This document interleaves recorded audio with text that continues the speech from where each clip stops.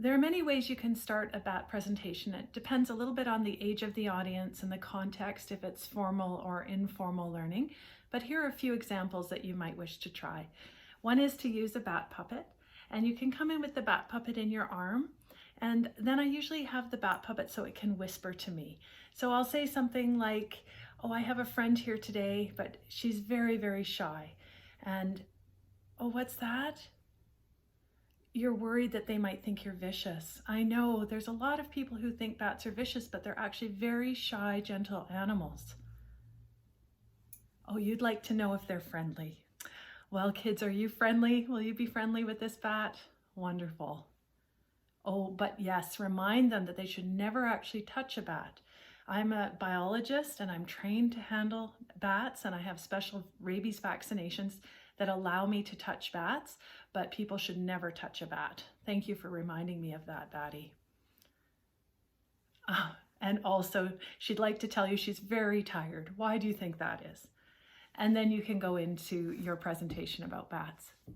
Another way I've started a bat presentation is when there's a lot of people, especially children, really excited to tell you a bat story. So sometimes the first question I ask in a presentation, I'll get a million hands shooting up. And really they just want to tell me their bat story. So sometimes I'll say, "How many of you have a bat story that you want to tell?" And they'll shoot their hands up. And then I'll say, "Take a moment to tell your story to the person next to you." And the whole room will chatter and people will discuss a bat story that they might have. And then that kind of gets that out of the way. Another way I've started presentations is to ask people to tell me something they've heard about bats, whether it's true or not true. It doesn't matter. What have they heard about bats?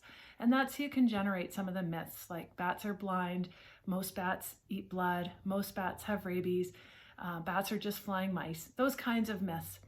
If I'm in a classroom situation, I may actually write those on a chalkboard and make sure I can circle back to them at the end of the presentation. Otherwise, I might say something like, "If I forget to address any of these during the presentation, remind me at the end," and then give an opportunity for that. And another way I've done the beginning of presentations is to ask people how they feel about bats. Usually children are really keen and excited about bats and have done a lot of reading. It's the adult audiences that often have a lot of fear and about bats flying in their hair, or about getting rabies, or just the heebie-jeebie factor.